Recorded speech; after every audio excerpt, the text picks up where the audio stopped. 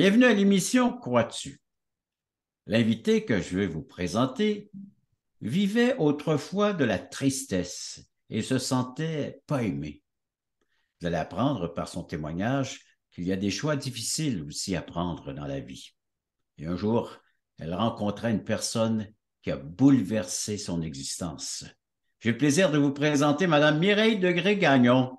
Mireille, bienvenue à l'émission Crois-tu? Bonjour, Régent. On veut connaître tout d'abord une partie de ton enfance. T'es né où?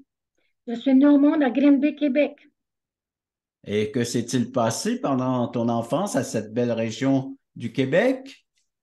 Eh bien,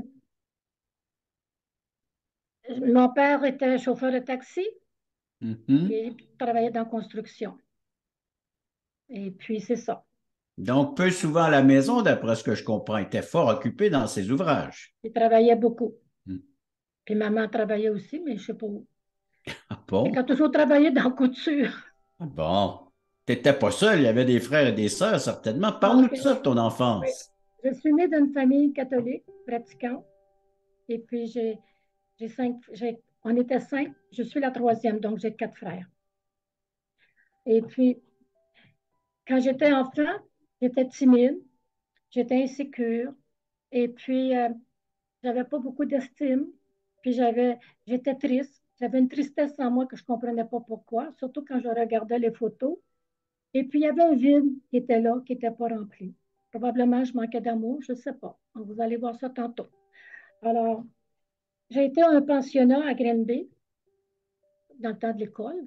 Et puis, on aimait l'histoire sainte. Moi, j'aimais l'histoire sainte. Hmm. Quand j'écoutais les histoires saintes, ça me calmait, j'aimais ça. Et puis, quand on se pratiquait pour faire la petite communion, je me disais pourquoi que mes parents ont choisi que je devienne chrétienne en étant baptisée quand j'étais enfant. Alors moi, je me posais la question comme ça. Alors, sans le savoir, le Seigneur avait un plan pour moi que je ne connaissais pas. Je me suis toujours posé la question, pourquoi moi? Hmm. Alors, dans le psaume 139, versets 13, 14 et 16, qui dit, c'est toi qui as formé mes reins, qui m'as tissé dans le ventre de ma mère. Je te loue de ce que je suis une créature merveilleuse. Tes œuvres sont admirables et je le reconnais bien. Et quand je n'étais qu'une masse informe, tes yeux me voyaient et sur ton livre était tout inscrit les jours que tu avais pour moi, même avant que je vienne au monde. Alors, moi, j'avais des valeurs. Pour moi, le respect, la discipline, le vous, le remerciement, j'avais appris ça, là, moi. Honore ton père et ta mère. Pour moi, c'est important. Et puis, je voulais me garder pure pour un jour pour celui qui serait mon époux. Alors, c'est ce qu'il a fait. Moi, l'Église était très importante. Et quand je regardais, quand on écoutait, on regardait le chemin de croix, je regardais souvent, j'arrêtais, puis j'observais, mais je ne comprenais pas vraiment tout le vrai sens. Alors, vous savez que dans une famille, il y a des bons côtés, il y a des moins bons, il y a des côtés sombres. Il y avait dans ce temps-là, la violence, on n'en parlait pas. On y en avait, mais ça ne se parlait pas beaucoup. Moi, j'en ai subi de différentes manières, par les cris, le sacrage, les verbalement aussi, comme on dit, le manque de respect, on- la dureté des mots, comme mon père et ma mère se disaient entre eux. Ce sentiment de ne pas se sentir aimé, apprécié puis valorisé, émotionnellement, cela m'affectait et ça me rendait nerveuse. Alors, on se faisait garder souvent, mais on ne savait pas pourquoi. On ne savait pas ce qui se passait souvent dans la maison. Alors, moi, j'ai été élevée dans un monde de gars. Vous savez que les gars, comment que c'est, hein?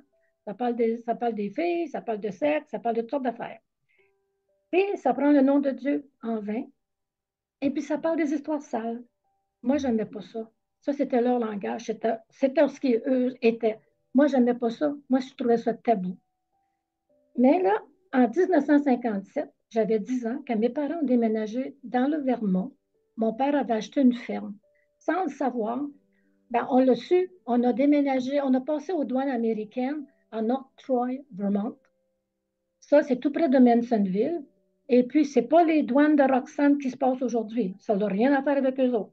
Imaginez-vous, en pleine nuit, une famille de 5 enfants. Le plus jeune de mes frères avait 1 an et demi. Alors, quand mon père avait acheté cette ferme, Ben, ça veut dire qu'on a appris à travailler jeune aussi, là. Ça ferme dans la maison, puis un peu toutes sortes de choses. Moi, quand j'allais chercher les vaches, il y avait un endroit, c'était tellement beau, la nature était tellement belle. Cet endroit-là, c'était mon moment de tranquillité. Alors, la nature nous dit qu'elle nous parle d'un créateur. Beaucoup ne réalisent pas que la nature parle d'un créateur. Mais pour moi, c'est un endroit tranquille qui me faisait du bien. Donc, mes parents, aujourd'hui, quand je regarde tout ce que j'ai vécu, surtout, il y a des moments, il y a dans chaque famille, j'en suis sûre qu'il y a eu des personnes qui ont eu des problèmes de boisson. Mes parents en prenaient, mais ma mère, elle était, comme on dit, elle prenait de la boisson et elle était rendue alcoolique. Alors, ça veut dire que cela, ça change des comportements, ça change des manières d'être. Puis aussi, quand elle était sobre, elle était si différente. Alors, on n'avait pas tellement de chimie, ma maman et moi. Moi, j'aurais tellement aimé avoir une chimie. J'aurais tellement aimé qu'elle me dise qu'elle m'aime, puis mon père aussi, là. Alors, c'était tout différent. Alors, quand on est jeune, qu'on a 14 à 10, 14 dans l'adolescence, on regarde plus les défauts, puis on regarde les qualités. On arrête plus les défauts. On ne réalise pas qu'avec le temps, on les a nous autres aussi, là. Alors, comme on dit, les mots passent, les mots restent et ça nous suit. Alors, Mireille, c'est une blessure qui a besoin d'être guérie. ouais, c'est ça. Une âme qui a besoin d'être guérie. Difficile d'avoir une bonne estime de soi dans une telle ambiance. Après la pause, Mireille, on aimerait entendre la suite de ton témoignage. Merci. Vous rappelez-vous du temps où vous étiez dans ce monde totalement perdu, quand Dieu vous cherchait? Vous souvenez-vous de la joie ressentie au moment où vous êtes passé de l'ombre à la lumière? Quand votre raison de vivre par l'amour de Dieu est devenue claire? Allons, levons les yeux, montons sur la montagne pour conquérir. À la gloire de Dieu et au salut des âmes perdues, il est temps de célébrer notre foi.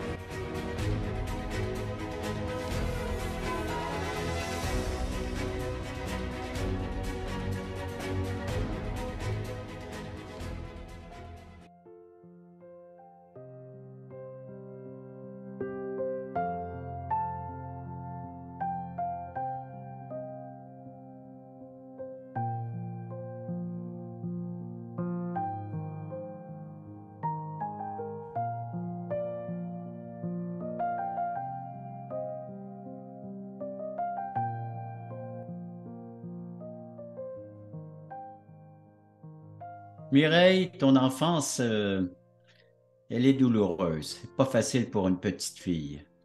Il se passe quoi par la suite? Alors, moi, je vais vous partager comment on m'a présenté l'Évangile. Oui. À 19 ans, j'ai rencontré un jeune homme qui s'appelait André Trudeau, le frère de Madeleine, mariée à Jacques Marcoux. Et puis, dans ce temps-là, il y avait un réveil en 1966-67. Et toute la famille d'André, sa famille avait tout accepté le Seigneur. Alors, c'était que, on m'a présenté Jean 3,16 qui dit car Dieu a tant aimé le monde qu'il a donné son Fils unique afin que quiconque croit ne périsse point, mais qu'il ait la vie éternelle. Alors, moi, j'ai mis mon nom car Dieu a tant aimé Mireille qu'il a donné son Fils unique afin que si Mireille croit, qu'elle ait la vie éternelle.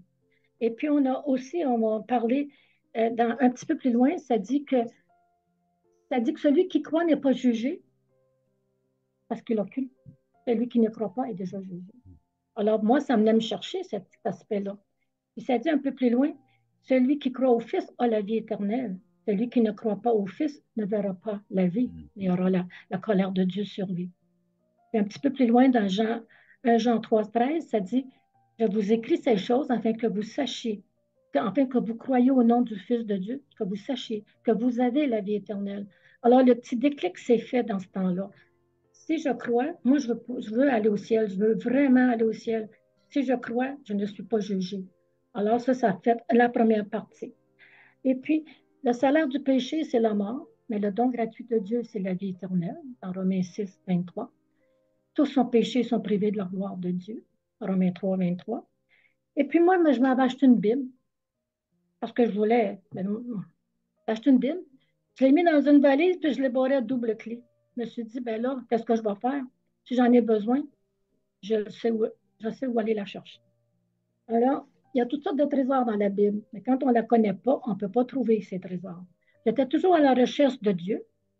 Je posais plein de questions à M. le curé, mais M. le curé ne répondait pas à mes questions. Alors, dans la Bible, on voit qu'il parle de Nicodème, qu'il faut être né de nouveau. Dans Jean 1,12, mais à tous ceux qui l'ont reçu, il a donné le pouvoir de devenir enfants de Dieu, à ceux qui croient en son nom. Et puis là, mais, si je suis un enfant de Dieu, je dois le demander. Je dois comprendre que j'ai péché, je suis pécheur, pécheresse. J'ai besoin de demander pardon à Dieu, de confesser mes péchés et de lui donner toute ma vie. Alors, j'ai fait cette partie-là parce que moi, je voulais vraiment, vraiment aller au ciel. Alors, dans Jean 10, ça dit, je suis le bon berger. Il donne ses brebis, il donne sa vie pour ses brebis. Ça dit pour qu'il en chercher d'autres. Alors, moi, je me suis dit, si moi, je t'intéressais à tout ça, pourquoi je vais ailleurs? Alors, ça disait, est-ce que je connais vraiment le berger? Alors, dans Jean 10, 27, 28, 29, ça dit, mes brebis entendent ma voix, je les connais et elles me suivent. Personne ne les reliera de ma main. Personne. Alors, c'était ça. Mais Jacques m'avait envoyé une petite lettre dans Matthieu 6, 24 qui disait on ne peut pas servir deux maîtres, car on l'aimera l'un ou on l'aimera l'autre. On ne peut pas servir deux maîtres, Dieu et maman. Ça m'avait un petit peu agressé au début. Mais là, j'ai dit OK. Puis là, j'avais été à l'église une fois avec la famille Trudeau. Et puis là, il y avait un chant qui dit la voix du Seigneur m'appelle, prends ta croix et viens, suis-moi. Je réponds, Sauveur fidèle, me voici, je suis à toi. Alors, celui qui aime son père et sa mère plus que moi n'est pas digne de moi. Ça, c'est des versets qui m'ont touché. Ouais. Mais celui qui aime son fils ou son père, sa fille plus que moi n'est pas digne de moi. Celui qui ne prend pas sa croix n'est pas digne de moi parce qu'il pense le recevoir, mais il ne prend pas sa croix. Mais celui qui va perdre, perdre sa vie pour moi, va la retrouver. Alors, j'avais trouvé en moi qui dit, mais Dieu prouve son amour envers nous lorsque nous étions encore des pécheurs. Christ est mort pour moi. Alors, Alors, mais, Mireille, la parole de Dieu prend une grande place dans ta vie. oui, Et on voit que Jésus frappe à la porte de ton cœur, que lui aussi il réclame une place aussi grande que sa parole, que ses promesses. oui, oui.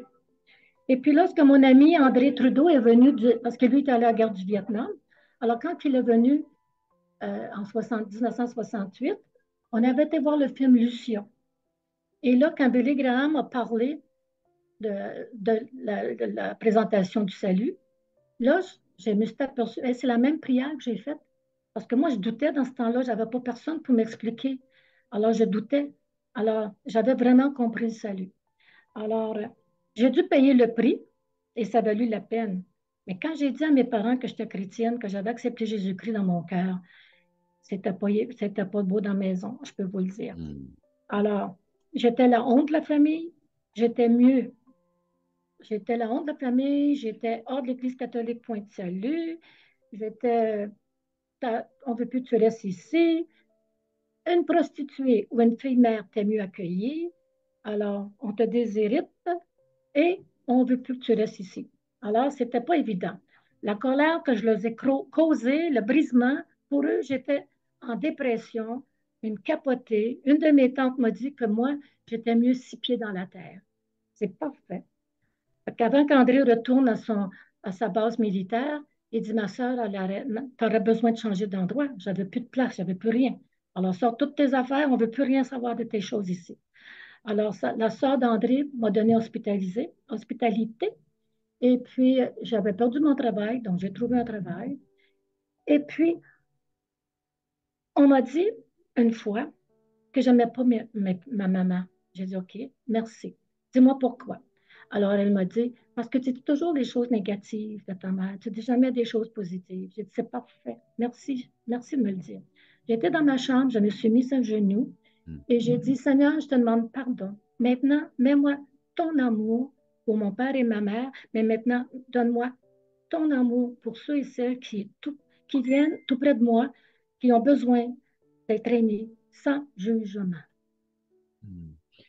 Donc, le Seigneur t'a accueilli en 1000 morceaux pour te Mhm. rapiécer, pour réparer ce Oui. qui avait été brisé, blessé par tes Mhm. semblables, par les humains. Et Dieu Oui. t'a pris en main. Après la Oui. pause, j'aimerais que tu nous élabores davantage en détail cette réparation de la personne qui est Mireille. Après la pause. Le ministère Croix-tu est heureux de t'inviter à une étude biblique en ligne. Plusieurs écoutent régulièrement ces témoignages de conversion qui ont tous un point commun. Ils ont reçu Jésus-Christ en tant que sauveur personnel. Tu as des questions existentielles? Dieu, la vie, où je vais après la mort? Tu veux en savoir plus sur ce salut éternel? En te rendant sur la plateforme croitu.ca, tu trouveras le lien qui te conduira à une étude et partage de l'Évangile selon Jean tous les mardis soirs 20h. Je vous attends grand nombre.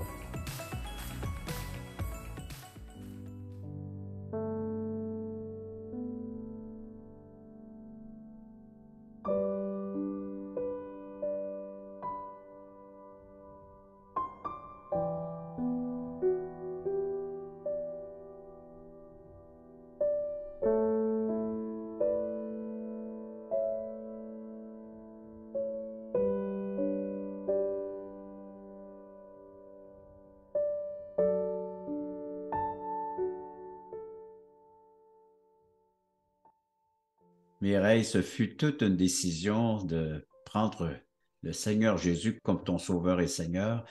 Il y a eu une réaction assez forte de la part de tes proches et Dieu te ramasse à cuillère, hein, en 1000 pièces. Et il fait quoi avec cette Mireille-là qui vient d'accepter son amour? Alors, vu qu'il m'a donné une sensibilité et une capacité d'aimer les gens comme ils sont, Hmm. sans jugement, ma Bible a été brûlée dans le garage. Et moi, s'il n'y a pas de place pour la Bible, il n'y a pas de place pour moi. Alors, Hmm. c'était comme ça que je pensais. Et si je n'aurais pas vécu toutes ces choses, je ne serais pas la femme que je suis aujourd'hui. Hmm. Alors, toute la famille Trudeau était pour moi une bénédiction. En 1969, M. Mailloux m'avait payé un ski week-end. Je me suis dit, ben là, c'est beau, ski week-end. Ben, je vais me marier, c'est pas pour moi. Moi, je voulais étudier la Bible. Le Seigneur a changé les plans. Et puis, en septembre 69, j'ai été à l'école biblique, 1 an, et j'ai appris plein de choses. Que personne ne méprise ta jeunesse, soit un modèle en action et fidélité et en pureté, en conduite. Alors, toute écriture est inspirée de Dieu et utile pour enseigner, pour convaincre, pour corriger, pour instruire dans la parole. En tout cas, là, le verset me manque, là, vous le mettrez en petit bas. Là. Alors, afin que l'homme de Dieu soit propre et tout accompli. Bethel a été pour moi une formation pour Hmm. m'aider à apprendre à connaître Dieu, à savoir comment le suivre jusqu'au bout, puis être capable de le suivre, être capable de marcher avec lui, aimer les gens. Alors, il y avait des missionnaires là-bas. Il y avait aussi des gens. Là, je voyais de la jeunesse, là. Et nous, on n'avait pas beaucoup de jeunesse dans notre petite église, là. Mais Dieu a pris soin de nous. À la graduation, en 1970, de Marianne Petitclerc puis de John Francis, auquel à la cuisine, il y avait une grande galerie. Le Seigneur m'avait montré qu'il y avait un mari pour moi. Alors moi, j'étais très spécifique avec ma requête. Moi. Bien, moi, je lui ai dit, Seigneur, j'ai dit, qui ne fume pas, qui ne boit pas, qui ne sac pas, mais qui aime Bon. le Seigneur Dieu de tout ton cœur, de toute ton âme et de toutes tes pensées. Puis en plus, si tu l'appelles dans l'œuvre, je suis prête à le suivre. Alors, c'était spécifique. Mais imaginez-vous, en 1971, je vais à Bethel dans un ski week-end et je rencontre Rémi Gagnon. Mais ce que lui ne savait pas, 2 ans avant, j'avais fait une feuille avec qu'est-ce que je voulais d'un homme. Lui a fait la même affaire 2 ans, même avant qu'on se connaisse. Alors, c'est qu'est-ce que Dieu a fait. Il a permis, on était toutes les deux bien occupés dans nos églises locales. On était bien impliqués. 6 mois après, on s'est mariés. Imaginez-vous, le coup de foudre au bout. Ça fait 52 ans qu'on se connaît, ça va faire 52 ans cet été. Alors, nous avons été étudiés à Bethel en 1973 jusqu'à 1976. On avait une jeune fille de 13 mois. Et puis, en même temps, on était dans le ministère sans le savoir. Nos dons sont complètes. Nos forces, c'est la prière et notre foi. C'est de croire que la parole dit vrai Et c'est de croire tout est possible à celui qui croit. Nous sommes toujours dans le ministère. Rémi est à la retraite, mais nous aidons de différentes manières. Les églises qui ont besoin de prédicateurs ou dans l'évangélisation. Moi, je suis une femme de famille. J'ai trouvé la paix, la joie. J'ai toujours cette soif de Dieu. Et Dieu a rempli le vide qui était là. Il l'a rempli par son amour. Et je suis sensible aux besoins des gens. J'ai appris à pardonner, à lâcher prise. Et j'ai appris à savoir apprendre. J'ai appris à être aimé et à donner de l'amour, à la partager. Ça change, on change tout quand on connaît le Seigneur. Jésus, il résiste aux orgueilleux, mais il fait grâce aux humbles. Et puis, ce qui est important, c'est de réaliser que je crois à l'impossible. C'est de réaliser que notre force, elle est en Dieu. Et c'est notre foi, notre force est en Dieu. C'est Dieu qui nous remplit parce qu'on a confiance en lui. J'ai dû demandez, cherchez, vous recevrez. Tout concourt au bien de ceux qui t'aiment. J'ai eu les pensées suicidaires à un moment donné à cause du fait que j'ai eu un accident d'automobile. J'ai été un gros 3 ans et demi sans fonctionner. Et puis, ça a changé mon ministère. J'ai appris à connaître, à comment être là avec les personnes. J'ai pu les comprendre. Et puis, probablement que j'ai peut-être fait une petite dépression sans le savoir. Ça fut des moments pas faciles pour Amy, ni pour mes enfants, nos enfants. Aujourd'hui, nous sommes dans un monde où il y a beaucoup de résistance spirituelle. On touche à toutes sortes de choses occultes. Et si vous avez touché à ces choses, demandez à Dieu pardon. Il va vous pardonner. Nous sommes plus que vainqueurs par celui qui nous a tant aimés. Car j'ai l'assurance que ni la mort, ni la vie, ni la puissance, ni la hauteur, ni la profondeur, ni les dominations, aucune créature ne peut nous séparer de l'amour de Dieu.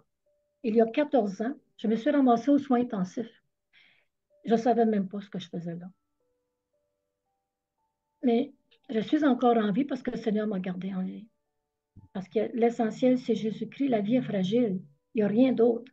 J'étais tellement bien dans cette petite chambre-là. Là, j'ai vu un chemin blanc, le plus pur, le plus blanc que j'ai jamais vu avant. Le Seigneur voulait juste savoir si j'étais prête à lui laisser tout. Mais j'avais 3 champs. Ne crains pas la tempête, reste tranquille, la paix viendra. Je sais qu'un jour mes yeux verront Jésus. Et oui, prends tout, Seigneur. Quand j'ai demandé à Rémi, quand j'ai partagé ça, il m'a dit, le Seigneur ne fait rien, ne fait pas d'erreur. Mais le lendemain, une grosse corde à beuil, c'est raide, c'est stiff. Est-ce que je suis en train de te résister, Seigneur? Si c'est oui, je te demande pardon. Et là, au bureau, on voyait toutes les petits choses du cœur. Là, j'ai dit, merci, Seigneur. J'ai même vu mes funérailles, j'ai même vu toute ma vie passée. Et quand j'ai vu mes funérailles, là, je peux vous dire que mon corps était dans la tombe, mon corps était là, mais mon esprit était là-haut. Et à un moment donné, j'étais en avant et je parlais à j'étais au comprèche, là, et je donnais toutes les valeurs à chaque personne qui était là, qui m'ont donné. Puis après, je présentais l'Évangile. Après, j'ai ouvert la porte de l'église, une grande table, pleine de nourriture, puis pleine de ballons. Alors, je me suis dit, let the balloon out, the party is on. Lâchez les ballons, le party commence. Et c'est comme ça que je me suis réveillée. Eh bien. Alors, c'est ce que Dieu a fait pour moi. Et c'est comme ça qu'on va passer à la prochaine pause, ma chère Mireille, avec les ballons puis le party. Hein? Ben oui. Alors, l'histoire a bien fini. C'est quand Dieu prend les choses en main, tu lui as confié, il t'a montré donc ce qu'il peut faire avec un cœur brisé, comment est-ce qu'il peut lui donner de l'espérance, l'espoir et tout ce qui est nécessaire pour trouver cette espérance que seul Dieu peut donner. Après la pause, j'aimerais qu'on puisse partager ensemble comment nos téléspectateurs peuvent bénéficier de ce que tu viens de nous présenter, l'amour de Dieu, après la pause. Le voici, ce merveilleux cadeau. Nous vous offrons un livret d'environ 20 pages qui a comme titre « Passeport pour le ciel ». Très bien illustré. Un enfant le pourrait saisir, comprendre la portée du message. Nous vous l'offrons tout à fait gratuitement, sans aucun déplacement de votre part. Vous pouvez nous appeler, vous pouvez aller sur notre site croixtu.ca, faire des demandes, mais il sera livré à la maison, chez vous. Alors donc, juste en faire la demande, et il sera livré gratuitement à la grandeur du Québec, grandeur du Canada, à tous ceux qui voudront le recevoir, qui va vous expliquer comment avoir un passeport pour entrer au ciel. Et cela pour l'éternité.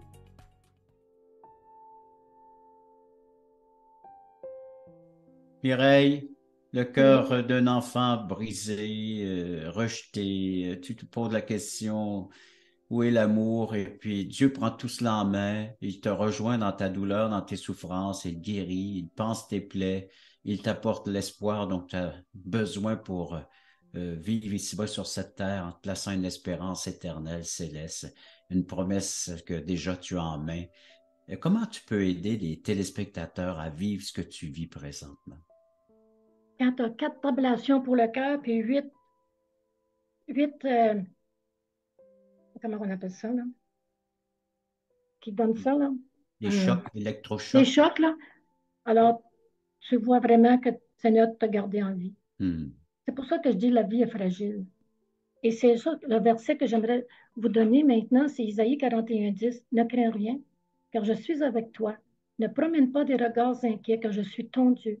Je te fortifie, je viens à ton secours et je te soutiens de ma main triomphante. Aujourd'hui, j'aimerais dire à chaque personne qui vit des situations compliquées. Aujourd'hui, à cause du COVID, là, tout un monde est tout chamboulé. On manque, on n'a plus d'espoir. Il y a des gens qui ont de plus en plus de suicides, de plus en plus malades. Et ils ne savent pas où se garocher, ils ne savent pas où Donc, aller. c'est plus qu'un besoin, c'est une nécessité de croire et d'accepter ce que Dieu nous offre en la personne de son Fils.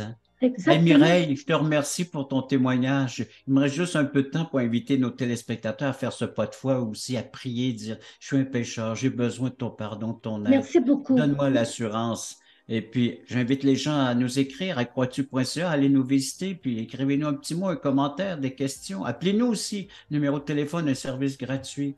Les études bibliques le mardi soir à 19h, Nouveau-Brunswick, c'est 20h. Samedi, 9h30, des témoignages comme vous venez d'entendre, celui de Mireille. Alors, tout un service qu'on vous offre. Encore une fois, il y a de la littérature qui est offerte. Le passeport pour le ciel. Vous pouvez en demander, faire la demande pour vous et vos amis et votre parenté. Mireille, merci encore une fois. Merci beaucoup. Jésus-Christ est l'essentiel, il n'y a rien d'autre. Amen. Puis merci à nos téléspectateurs d'avoir été à l'écoute de cette autre émission. Crois-tu?